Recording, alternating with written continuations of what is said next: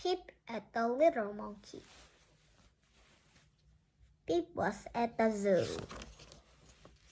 Pip's dad was a zookeeper. Pip helped her dad. They looked at a little monkey. The monkey was ill. They took the monkey home. The monkey got better. Pip played with it. They took the monkey to the zoo. Pip tried and tried. She wanted to keep the monkey. They went to the monkey house. The little monkey ran to its mom. The little monkey jumped and jumped. It was happy.